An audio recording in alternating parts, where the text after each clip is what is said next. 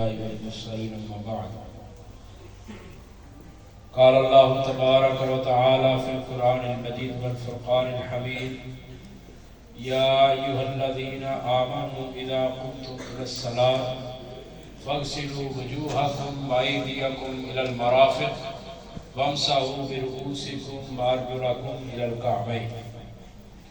وعن أبي هريرة رضي الله تعالى عنه أنه قال قال رسول الله صلى الله عليه وسلم ألا أدلكم على ما يمحو الله به الخطايا قالوا بلى قال الوضوء على المكاره.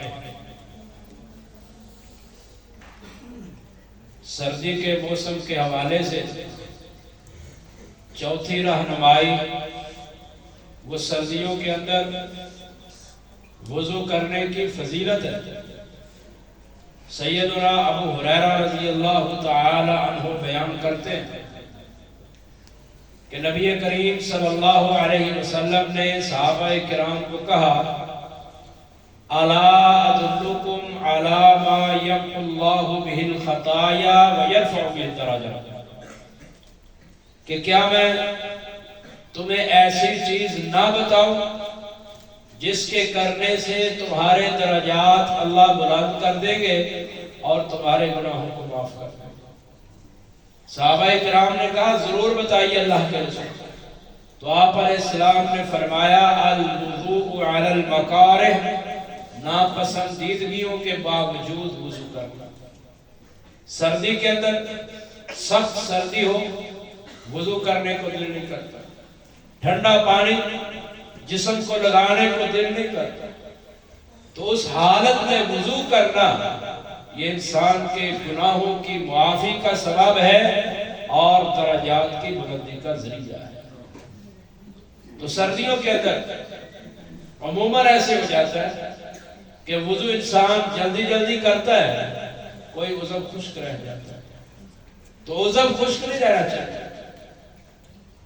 وضو کے دوران اگر عضو خشک ہو جائے، سیدنا انس بن مالک رضی اللہ تعالی عنہ فرماتے ہیں، صحیح مسلم کی حدیث ہے، نبی کریم صلی اللہ علیہ وسلم نے کچھ لوگوں کو دیکھا وہ وضو کر رہے تھے. وضو کے اختتام پر آپ علیہ السلام نے ان کے قدموں کو دیکھا کہ ان کے قدموں کی ایڑیاں خشک تھی، ان کو پانی نہیں پہنچا تھا.